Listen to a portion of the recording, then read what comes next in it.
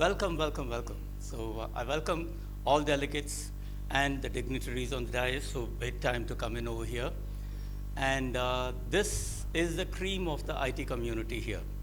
And SIDA is an organization with a mission to bring the IT ecosystem together, and it comprises of CXOs and CEOs of the IT company, SMEs groups here.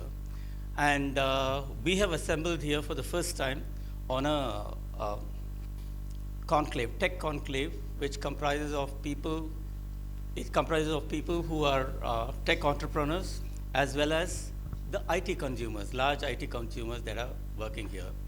To give a brief about the profile of our people are, these are people who have roots in Madurai, and they have developed. And I was talking to Mr. Evert this morning over coffee.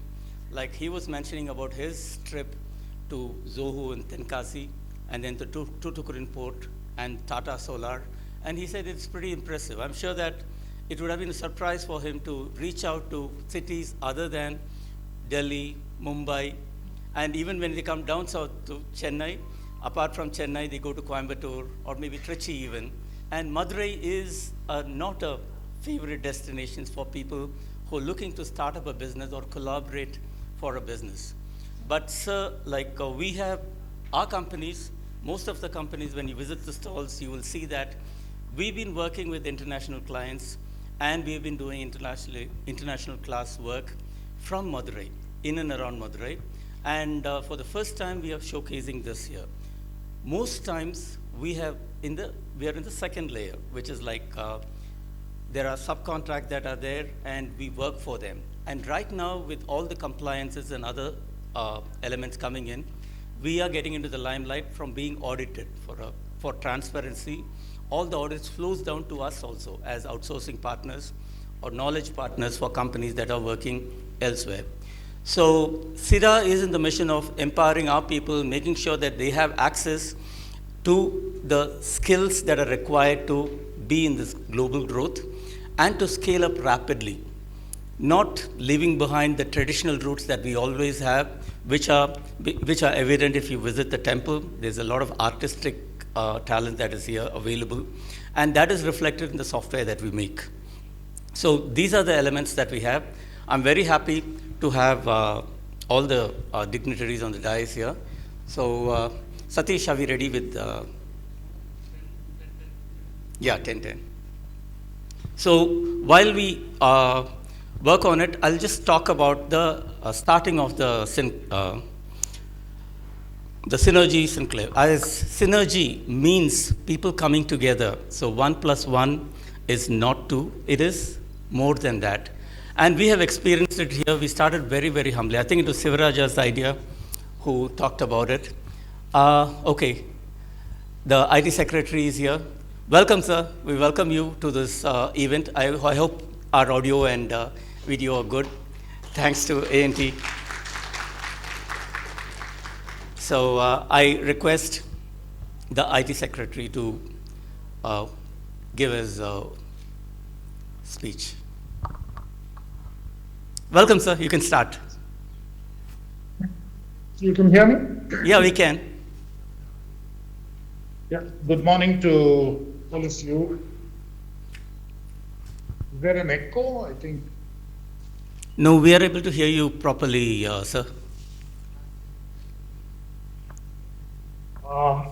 Good morning to all of you. I apologize first for being unable to join in person much as I would have liked to, because the Parliament is in session and we have a number of issues coming up on these days, so I was unable to travel to Madurai much as I would have liked to. Let me first compliment the Software Industry Development Association and all other organizers of this event for having put together an event of this nature in Madurai. The government's priority clearly is encourage the development of the digital economy and all aspects of digital industry across the country, and in particular in tier 2 and tier 3 city. And both the government of India and the government of Tamil Nadu have supported to a significant extent the growth of the IT and IT industry in the area of Madurai. I do recall that as Industry Secretary in Tamil Nadu, we had identified a location to set up a tidal park in Madurai. I presume the construction must be coming up now. The matter had been settled more than a year ago.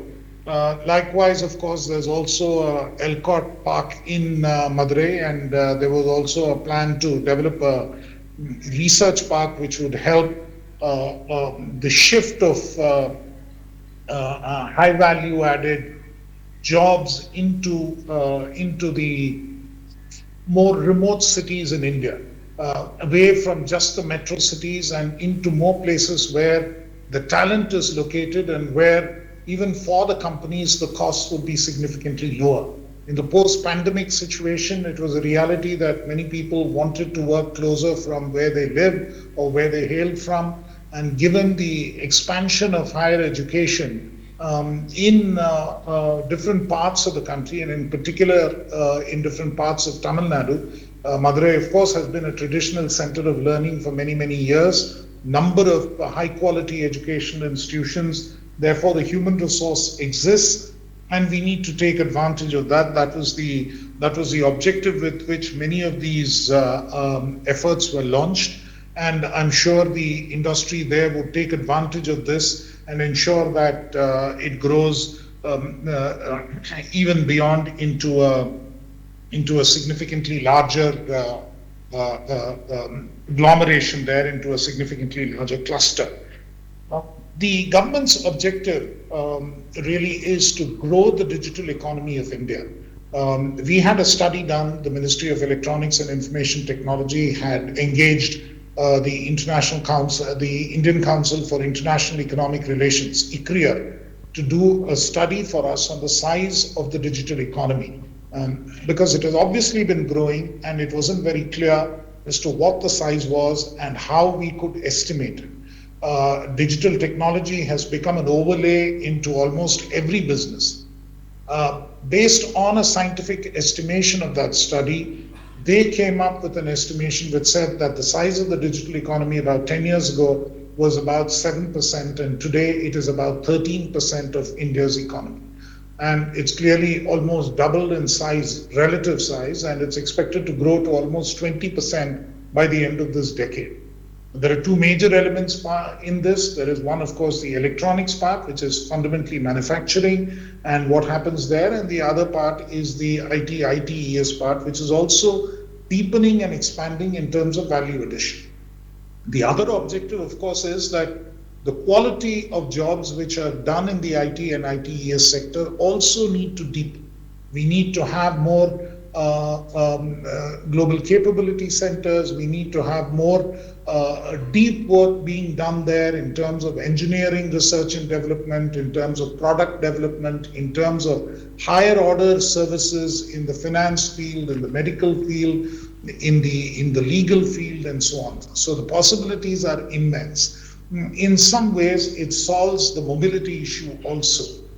Many of you, of course, are aware of the visa issues of actually people traveling from one part of the world to another, and the various other constraints there. In some ways, the idea that these jobs can be done remotely and they can be done from the countries where the talent originates from is also a distinct possibility and needs to be looked at. And that is the perspective from which the government is very keen to encourage global capability centers. In the budget for the current fiscal year, which was presented, or the next fiscal year, which was presented by the finance minister, she has announced that a global capability center framework would be created. The Ministry of Electronics and Information Technology has been tasked with putting together this GCC framework, which will support states to enable more GCCs to come up in their areas. Tamil Nadu, of course, was a forerunner. As part of our R&D policy about 3 or 4 years ago, we had a special package which was intended for GCCs, based on which Even in Madurai, there were a couple of companies which have set up GCCs, and more are likely to come in. I believe that there is a distinct possibility, because GCCs follow talent, and given the kind of talent that we can actually develop in these areas, there's a distinct possibility for more GCCs to come up there. Of course, the other big question which is very frequently asked is that, what happens with AI? And once artificial intelligence takes over, what will happen to all these jobs in the ITES sector? In India today, there are about 5.8 million jobs in this sector. Are these jobs safe? What happens with them? Of course, many of you are aware that traditional coding and programming jobs may be at risk, because AI tools can write the same code much faster, and it could replace many traditional coders and programmers. But I don't think that is the end of the story. I think we really need to look at the 5.8 million people we have working in this sector, and those who are in various STEM courses across the country, as a huge resource. India has, according to the Stanford University's index for AI readiness, India has the best prepared AI workforce in the world. So we actually have the possibility of offering India's workforce to lead an AI revolution, not just in India, but across the world. The trained workforce that we have in the IT area can be easily retrained, can easily be repurposed to actually lead the applications, AI application deployment across the world. And that can make a significant difference, not just to productivity across different sectors of the economy, but also in terms of making sure that this is a sector where employment continues to be large. Other industry bodies have also expressed a similar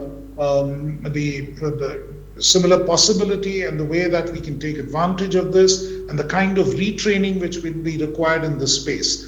MeitY is also under the India AI mission with a vertical which deals with AI skills, and also with our program called the Future Skills Prime. We are working to make sure that enough reskilling takes place, so that we have an AI ready workforce which can take over this particular area. So I think today's conference, today's meeting represents an important confluence. It represents the confluence of the need to actually move the digital technology industry further into India's hinterland, and picking Madurai, a historic city, would be, I think, the most appropriate way of going forward on this. It meets the aspirations of the local youth, people wanting to find higher end jobs closer to where they live, closer to where the talent is. That again is a significant move. And lastly, it represents India's push in the digital economy. We are aiming to become the third largest economy in the world fairly quickly, and a very significant jump there really needs to happen through the digital economy, through the jump in the share of the digital economy. We are expecting that by the turn of this decade, by 2030, the size of the digital economy in India should reach almost $1 trillion, when it is 20% of the overall economy.